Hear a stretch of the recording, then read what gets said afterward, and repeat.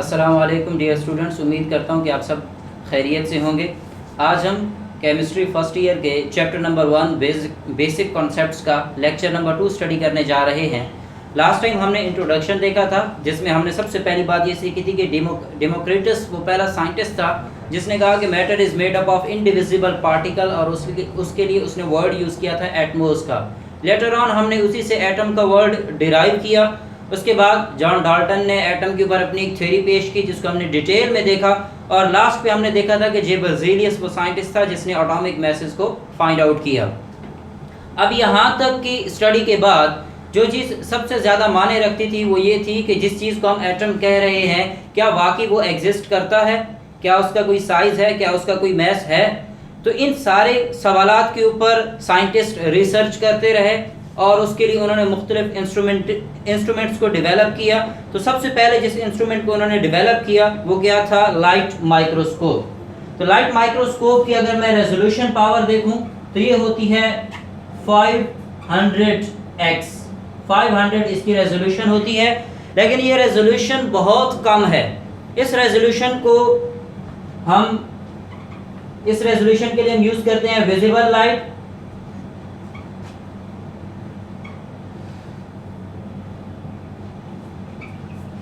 Visible light की मदद से हम 500 टाइम्स किसी भी चीज़ को मैग्नीफाई कर सकते हैं, उसके स्ट्रक्चर को या उसके साइज को बढ़ा के देख सकते हैं। मगर क्योंकि साइज ऑफ एटम इससे कई लाख गुना स्मॉलर है, तो इस वजह से लाइट माइक्रोस्कोप की मदद से ये पॉसिबल नहीं है कि हम किसी भी स्ट्रक्चर ऑफ एटम को स्टडी कर पाएँ। हम लाइट माइक्रोस्कोप से किसी भी आम बैक्टीरिया या वायरस को तो स्टडी कर सकते हैं,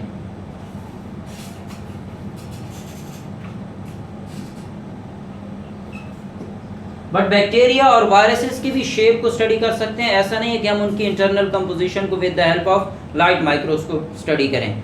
अब उसके बाद नेक्स्ट वन आता है इलेक्ट्रॉन माइक्रोस्कोप। तो इलेक्ट्रॉन माइक्रोस्कोप में बेसिकली जो चीज़ यूज़ की जाती है वो होती है बीम ऑफ इलेक्ट्रॉन।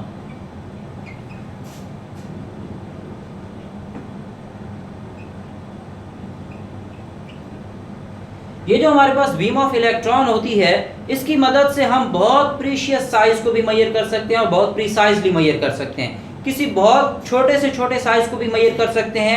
हमने with the help of electron microscope कितनी मैग्निफिकेशन पावर गेन की, 1.5 मिलियन। जब हमने 1.5 मिलियन टाइम्स मैटर के साइज को इंक्रीज किया तो हमारे पास उसकी एक एटॉमिक लेवल की पिक्चर आना शुरू हो गई। फॉर एग्जांपल जो आपके सिलेबस में उन्होंने डिस्कस किया है वो है ग्रेफाइट। तो ग्रेफाइट की इन्होंने एक शीट ली और उस शीट को जब इलेक्ट्रॉन माइक्रोस्कोप के अंदर उसकी स्ट्रक्चर को इनलार्ज किया, उसकी पिक्चर को इनलार्ज किया, तो उन्होंने उनको एटम्स के कुछ बैंड्स नजर आने शुरू हो गए।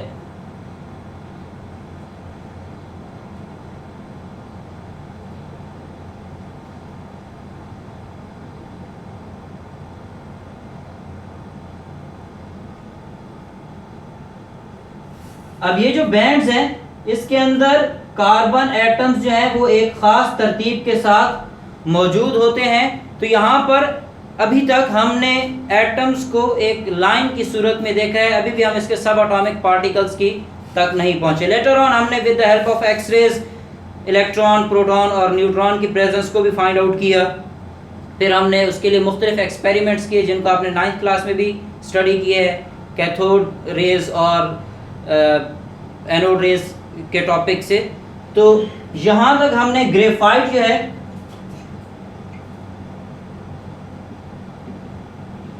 इसके स्ट्रक्चर को जब हमने 1.5 मिलियन टाइम्स इनलार्ज किया तो हमें इसमें मौजूद कार्बन बैंड्स नजर आना शुरू हो गए। अब उसके बाद आता है कि ये जो इस कार्बन बैंड्स के अंदर कार्बन मौजूद है या कोई भी एटम मौजूद है किसी भी मैटर के अंदर, तो उसका साइज कितना हो सकता है और उसका मैस कितना हो सकता है। तो अप्रॉक्सीमेशन में मैं बात कर रहा हूँ कि साइज ऑफ एटम जो है वो वेरी करता है about 2 into 10 raised to power -10 metre, और अगर मैं इसको नैनोमीटर में कन्वर्ट करना चाहूँ तो ये बनेगा 0.2 2 nanometer, because 1 nanometer is equal to 10 raised to power minus 9 meter.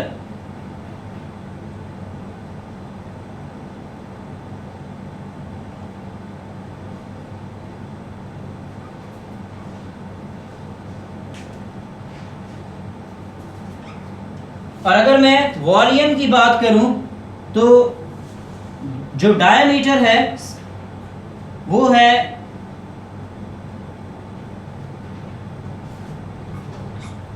Math की अगर मैं बात करूं तो 10 raise to power minus 22 to 10 raise to power minus 24 gram. अब ये साइज और ये मैथ कितना स्मॉल है कि अगर हम एक डीप ब्रेथ लेते हैं, एक गहरा सांस लेते हैं, तो अप्रॉक्सीमेटली उसके अंदर 15 मिलियन एटम्स मौजूद होते हैं। ये जो हम एक सांस इनहेल करते हैं, एक सांस की इनहेलेशन के दौरान 15 मिलियन एटम्स हमारे लंग्स तक पहुंचते हैं। और इसी तरह अगर हम किसी भी जगह एक डॉट पुट करते हैं कॉपी पे पेंसिल की मदद से, तो अबाउट 2 मिलियन एटम्स कंबाइन होते हैं, लाइन अप होते हैं, तो एक डॉट बनता है। तो साइज ऑफ एटम और मास ऑफ एटम के बहुत स्मॉलर होने का अंदाज़ा आप इन दो एग्जाम्पल से भी लगा सकते हो। आगे बढ़ते हैं। जब ये एटम्स एक दूसरे के साथ कंबाइन होते हैं तो ये मॉलिक्यूल बनाते हैं। अब मॉलिक्यूल क्या होता है? Molecule is the smallest particle, और ये पार्टिकल हो सकता है किसी भी एलिमेंट का और कंपाउंड का, दैट कैन एग्जिस्ट इंडिपेंडेंटली।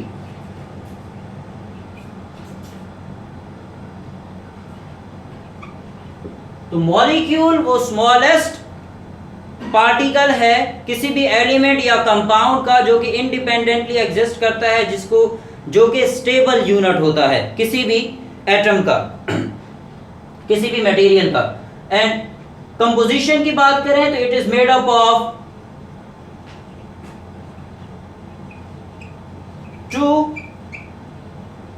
और मोर एलिमेंट्स।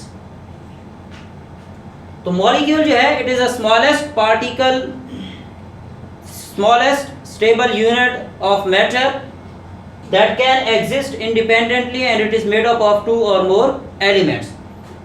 अगर हम बात करते हैं एटॉमिसिटी, तो एटॉमिसिटी बेसिकली वो टर्म है जो ये डिफाइन करती है कि मॉलिक्यूल के अंदर कितने नंबर ऑफ एटम्स हैं।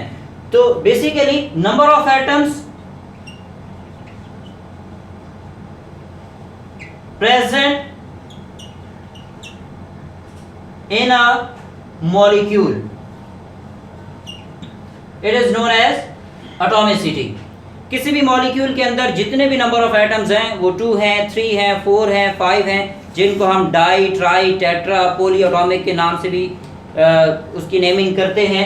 तो एटॉमिसिटी बेसिकली डील करता है with the number of atoms.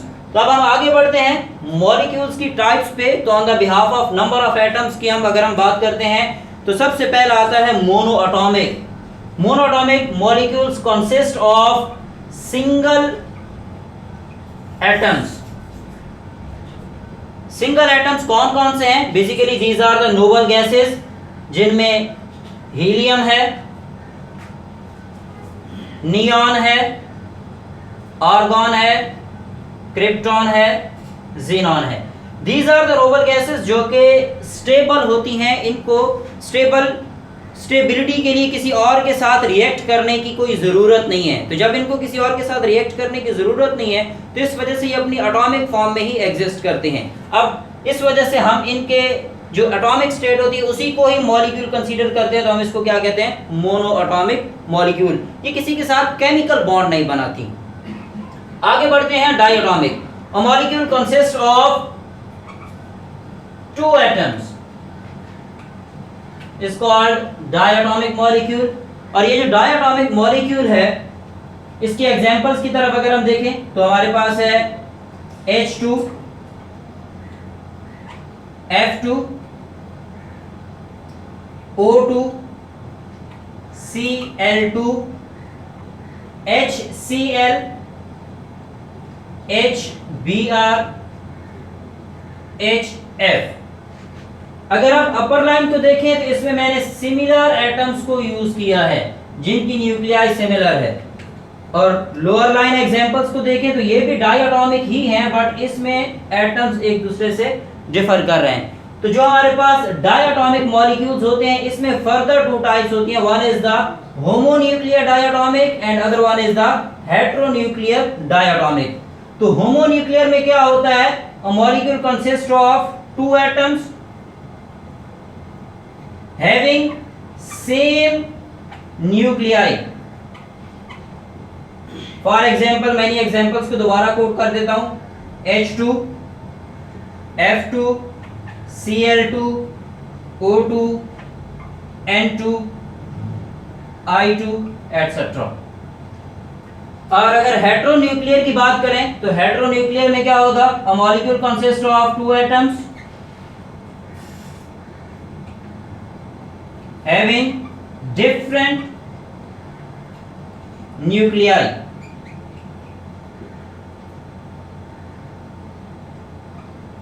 तो डिफरेंट न्यूक्लियाई में कौन कौन हो सकता है, HCl एक हाइड्रोजन और एक क्लोरीन, HBr, उसके बाद कार्बन मोनोऑक्साइड CO, उसके बाद HF एटसेट्रा। इस तरह डिफरेंट और एग्जांपल्स ही हैं।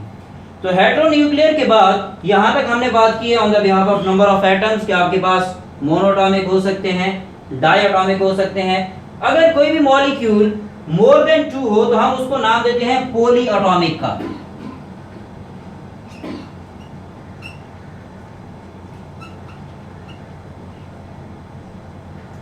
पॉलीएटॉमिक में क्या होगा, मोर देन 2 एटम्स।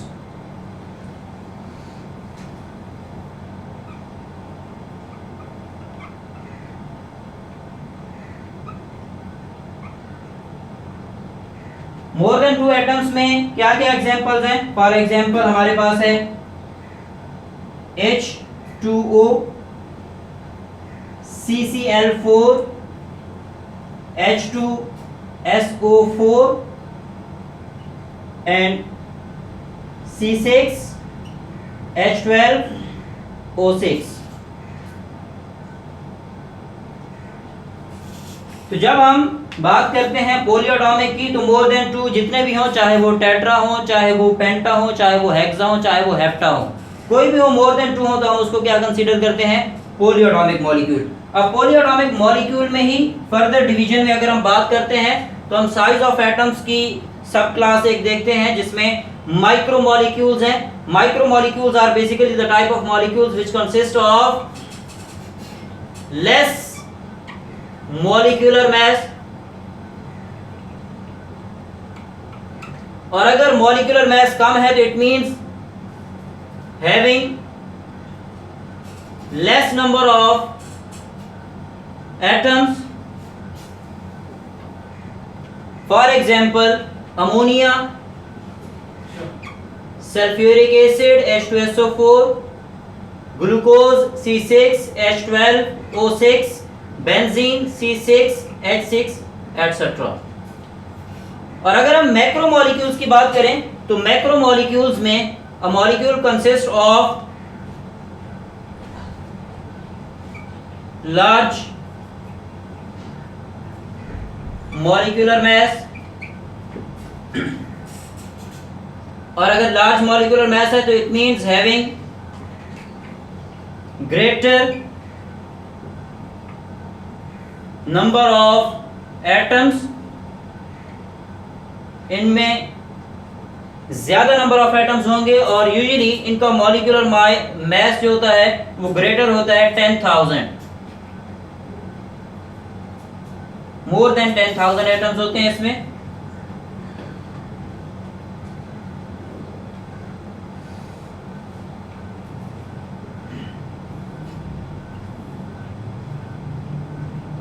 अब हम इसके एक एग्जांपल को देख लेते हैं। हमारे पास है हीमोग्लोबिन।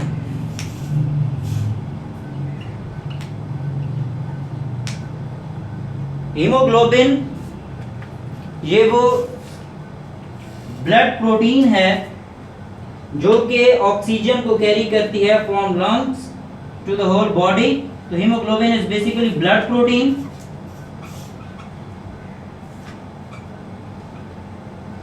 और इसका काम क्या है? Carry oxygen.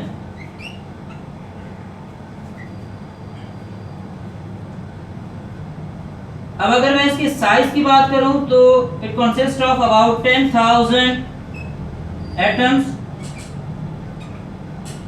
और अगर मैं हाइड्रोजन से कंपेयर करूं तो इट्स अबाउट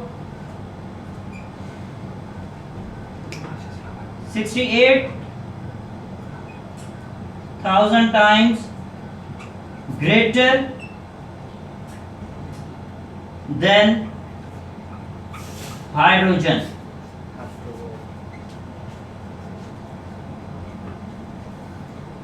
तो यहां तक आपके पास जो मॉलिक्यूल्स का टॉपिक है वो कंप्लीट हो जाता है। आज का जो कुछ हमने पढ़ा है मोस्टली आपने 9th क्लास और 10th क्लास के अंदर इसको ऑलरेडी पढ़ा हुआ है। थोड़ी सी इसकी एक्सप्लेनेशन में हमने इजाफा किया है।